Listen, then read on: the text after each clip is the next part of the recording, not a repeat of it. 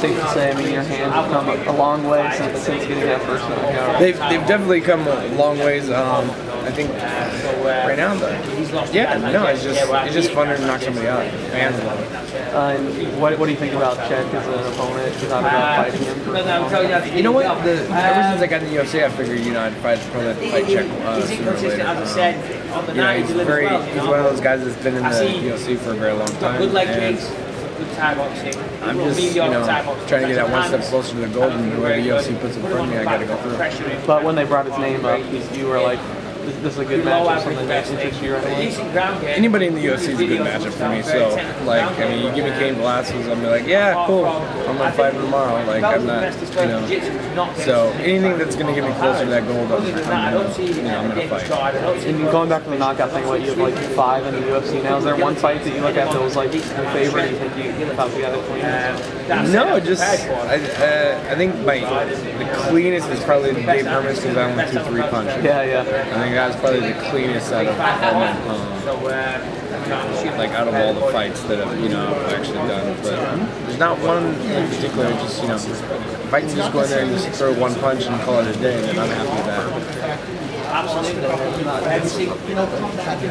Yeah, no, I didn't know why everyone's backing up. I'm intimidating.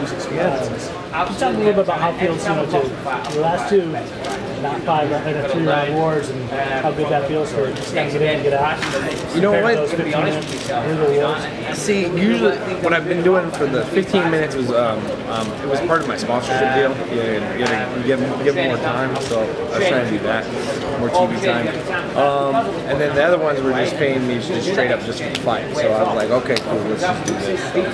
Hopefully that solution works better for my pocketbook. Those brawls and those wars are kind of your calling card, though. Now you turn that on its ear a little bit. It's like, hey, I'm just going to get in and watch somebody. Yeah, no. The thing at the end of the day is basically, fans like to see me, fight regardless. But if I can get a knockout, faster and be in and out, then I usually can get back to the victory dinner.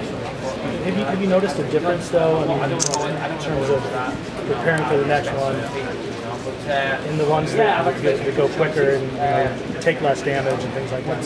No, not. I mean, the biggest thing is just it's kind of more the more that I bust my hump, the less work I actually have to do in the ring. So I've kind of more took that philosophy. It's because I've always been a procrastinator, so I'd always try to train as late as possible. But now just train a little bit more, and then it makes things a lot easier.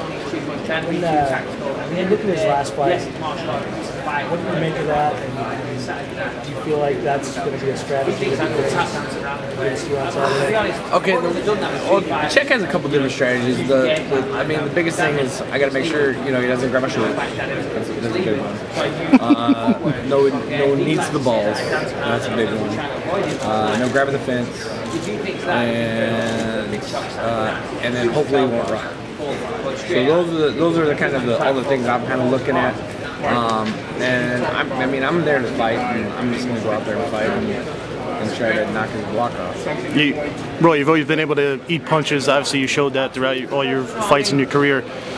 Chuck's known for having a glass jaw several times. He's been dropped pretty quick in fights. I mean, is that where you see it going down for you? Like just standing in there, eating some and giving it back and taking him out? I don't know if Cheick has a glass jaw. I just think heavyweights hit hard. I think that's all it really is.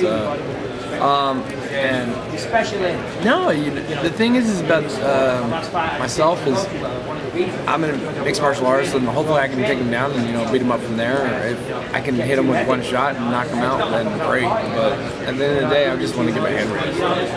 You think? I mean, obviously you have the edge on the ground, though, jiu-jitsu wise.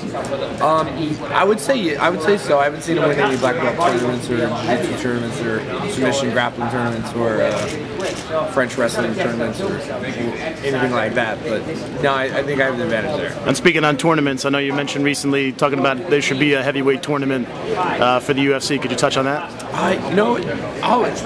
Tournaments are just exciting. I mean, we got March Madness. I mean, we got the NBA playoffs right now. How would you set the brackets? You know what? As long as I'm one of the 8, I don't really care. So, Like, give me the hardest first. I mean, at the end of the day, I think my hand will be raised all the way to the end.